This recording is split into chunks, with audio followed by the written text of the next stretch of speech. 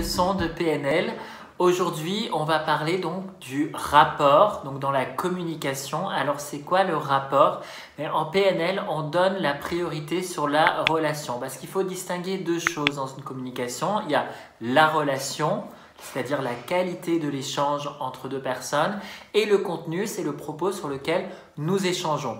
Mais en réalité, les experts en communication, ils ont observé que le contenu ne représente que 10 à 15% de ce que la personne retient. En réalité, ce que nous retenons chez une personne, c'est le rapport, c'est-à-dire la relation qui existe entre les individus. Rappelez-vous, je ne sais pas, quand vous étiez à l'école, si vous aviez un professeur avec qui vous ne vous entendiez pas et vous sentiez que la relation n'était pas là, est-ce que vous étiez doué dans ce que vous étiez en train d'apprendre, et inversement avec les personnes avec qui vous vous sentiez en confiance, où en étaient vos capacités. Donc pour la relation, c'est pareil. Et là en PNL, on va donc donner la priorité au rapport. Donc le rapport, c'est la relation de confiance et de respect et de sécurité que l'on va apporter dans une discussion. Donc ça, c'est la base, et en particulier quand on n'est pas d'accord. Parce que quand on n'est pas d'accord, qu'est-ce qui se passe? Eh bien, on a vu, chaque personne a un cadre de référence, a une carte du monde. Et bien, quand je ne suis pas d'accord avec quelqu'un, je peux me sentir en tant qu'être humain en danger. Et si je suis en danger, je vais me retrancher dans ma sécurité et me retrancher dans mon cadre de référence. Donc la relation est d'autant plus importante de vraiment créer ce cadre de sécurité pour justement établir une meilleure relation, surtout quand on n'est pas d'accord. Et donc on va voir qu'il existe plusieurs techniques que les experts de la communication ont relevées, notamment en PNL. Il existe plusieurs techniques pour créer le rapport. Alors ce qu'il faut savoir, c'est que ce sont des techniques en fait qui existent naturellement. Ça veut dire que c'est des choses où quand ça se passe bien et qu'on est vraiment, que la relation se passe bien avec quelqu'un, en réalité, c'est des choses qu'on va faire naturellement. Donc là, en PNL, l'idée c'est de mettre de la conscience dessus pour pouvoir réutiliser ces techniques-là, là où justement d'habitude on le ferait moins, là où il y aurait besoin en particulier d'aller créer le rapport. Il n'y a pas forcément besoin de la PNL quand le rapport est déjà là. Si ça marche bien dans vos relations, je dirais ne changez rien, restez naturel. Mais si vous êtes à un moment donné dans une relation où vous sentez que ça commence à être tendu, là dites-vous, c'est le moment de mettre en jeu les compétences que je suis en train d'apprendre. Alors pour ça, on va parler de la synchronisation. Effectivement, les experts en communication, qu'est-ce qu'ils ont remarqué? Ils ont remarqué que quand des individus s'entendent bien, en fait, qu'est-ce qui se passe? Il y a un phénomène de mimétisme qui va se passer entre eux, et ils vont naturellement se synchroniser. Donc se synchroniser, ça veut dire qu'il y a plusieurs niveaux. Il y a la synchronisation non verbale, c'est-à-dire ça va être les gestes, donc les personnes vont peut-être avoir les mêmes gestes, ou si par exemple il y a une personne qui est comme ça, un petit peu les bras croisés, les jambes croisées, un peu en retrait, et bien tout le monde peut-être va se mettre comme ça, s'il y a un bon rapport, les jambes croisées et comme ça le corps en arrière. Et puis s'il y a une bonne relation et que la personne peut-être se penche en avant comme ça et explique quelque chose, peut-être que les autres vont le suivre et se synchroniser aussi. Donc c'est quelque chose qui se fait de manière naturelle. Donc ça, c'est sur le non-verbal. La synchronisation paraverbale, ça va être sur, par exemple, le rythme de la voix, le volume de la voix. Ça peut être un volume très bas, comme ça peut être un volume fort. La personne peut parler très rapidement, comme la personne peut parler plus lentement, ou peut-être la personne, va parler beaucoup plus lentement. Alors, ça fait faire un peu de théâtre. Moi, c'était facile parce que j'avais fait du théâtre avant de faire de la PNL. Mais c'est intéressant de se synchroniser, c'est-à-dire d'adopter la posture physique et ce que la personne fait dans son paraverbal. Et puis, il y a aussi la synchronisation verbale.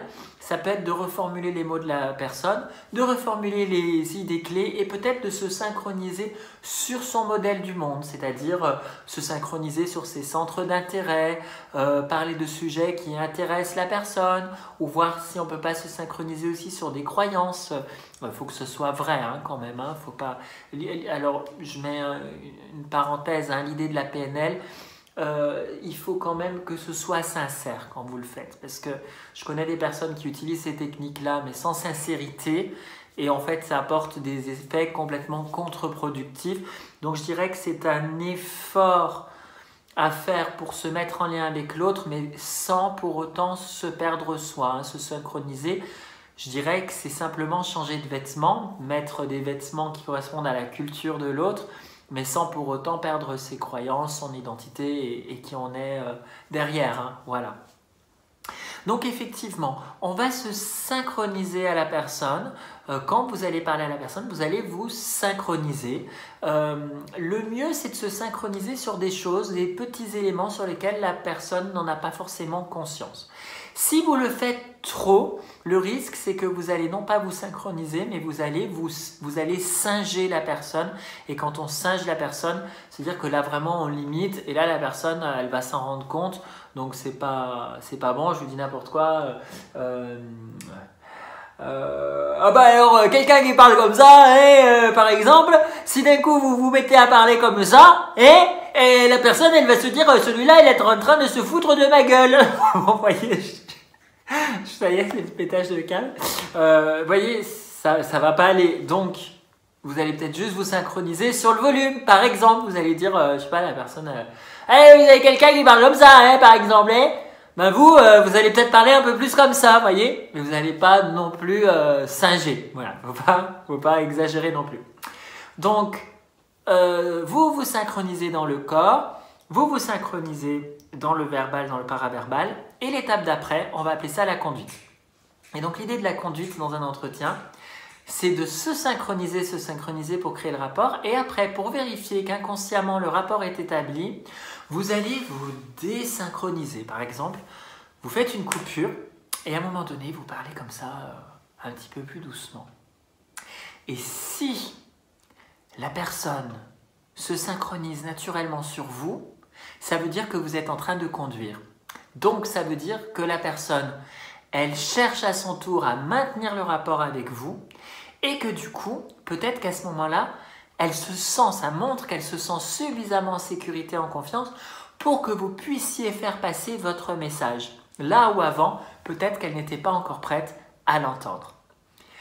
Voilà, alors, attention, attention, ce sont des techniques puissantes et le cadre de la PNL se veut de faire ça dans un cadre d'éthique. Ça veut dire que attention de ne pas le faire pour manipuler les personnes, parce que si vous faites ça pour manipuler, faire des idées qui ne sont pas bonnes pour les personnes, à un moment donné, elles s'en rendront forcément compte, parce que qui dit faire passer une idée qui est contre sa volonté ou qui n'est pas bonne pour la personne, ça veut dire qu'un jour, elle va le regretter, un jour, elle va s'en rendre compte. Et là, elle va s'en vouloir, et là, elle va ancrer dans sa tête que vous n'êtes pas quelqu'un de confiance, que vous êtes quelqu'un de dangereux pour elle, et du coup, elle n'aura plus du tout envie de vous revoir. Donc, il y a des personnes qui détournent la PNL en utilisant ces techniques-là, mais du coup, ils ne font pas de la PNL. Donc, faites attention, utilisez-le vraiment dans un cadre de sécurité, de respect et de confiance, puisque l'idée, c'est de pouvoir, je dirais,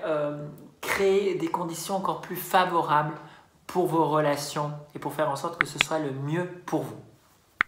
Voilà, expérimentez ça, trouvez-vous des personnes autour de vous dans vos prochaines discussions, dans les jours à venir, avec qui vous allez vous synchroniser. Faites cet exercice, voilà, et ensuite au bout de quelques minutes, désynchronisez-vous pour conduire et vous allez voir que si vous êtes au point et que ça marche bien, naturellement, la personne va se resynchroniser sur vous.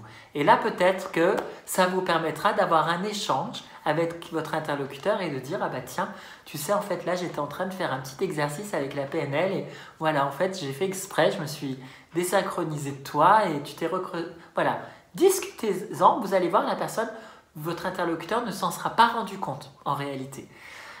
Voilà pour la leçon sur la synchro.